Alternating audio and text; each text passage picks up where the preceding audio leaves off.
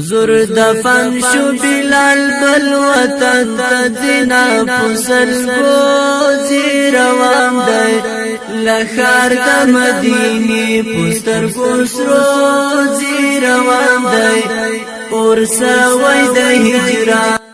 السلام علیکم ورحمت الله وبرکاته. احمد نصیر احمدی د هلمند له ولایت څخه سلامونه رالیږلي او د سلام نه وروسته لیکلي چې زه یوه پوښتنه لرم چې چکه یا لډو کول د اسلام له نظره څنګه دي؟ یعنې د چکې لوبه یا د لډو لوبه؟ پوښتنې په ځواب کې دې باید ووایم چې فقهاو کرامو په دغه باره کې څه قواعد او څه اصول مقرر کړي دي.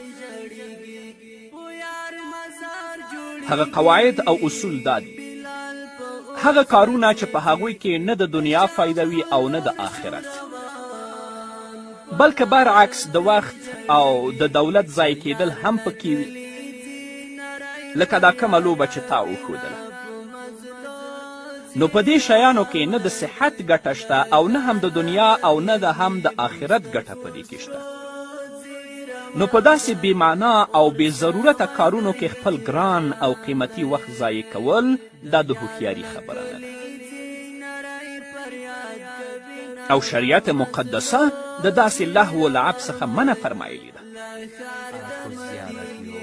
او بل اصل دا دی چې هر هغه ساتیري یا هر هغه لوبه چې په هغې کې بدني ورزش وي یا په هغې کې ذهني ورزش وي، په هغې کې قمار نه وي، په هغې کې شرط نه وي، او په دینی واجباتو کې چې کومه لوبه ته کوې په دینی واجباتو کې کوتاهي هم نه راځي، په هغې کې بېستري هم نه راځي، په هغې کې فسق یعنې شکنځل هم نه وي، نو که دغه نقصانات نه وي نو بیا همدغه لوبه فی نفسه روا ده.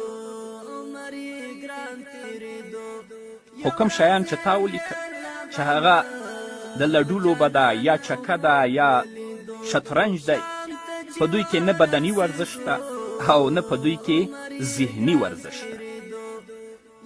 نو دغه اصولو په نظر کې نیولو سره